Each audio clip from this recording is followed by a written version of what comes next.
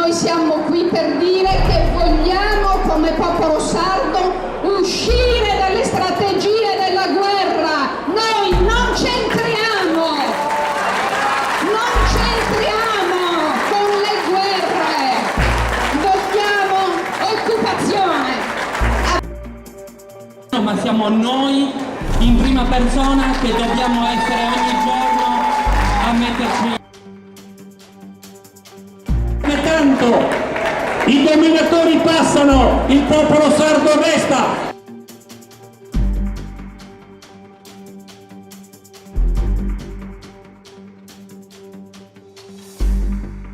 I politici palestinesi stanno attuando uno sciopero della fame per protestare contro i trattamenti disumani che le carceri israeliane riservano loro, intanto portandoli nelle carceri israeliane, cosa che è vietata dalle convenzioni internazionali.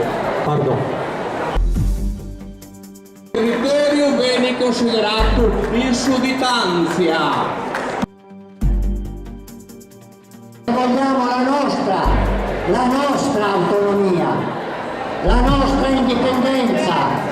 Vogliamo essere una nazione organizzata, che ha un progetto politico, un progetto economico.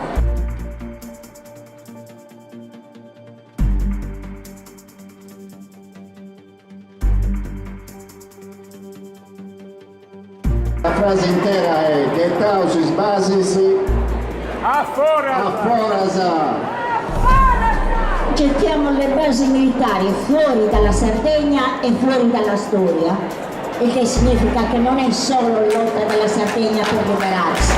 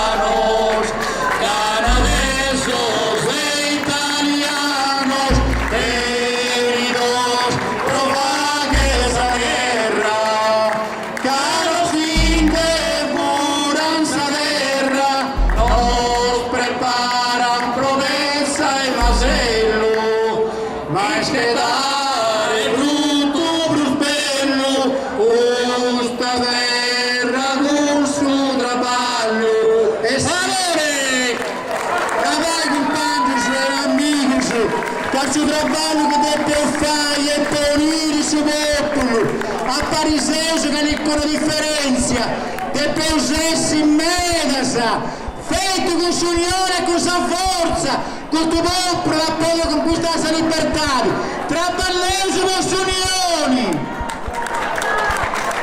Grazie Antonello.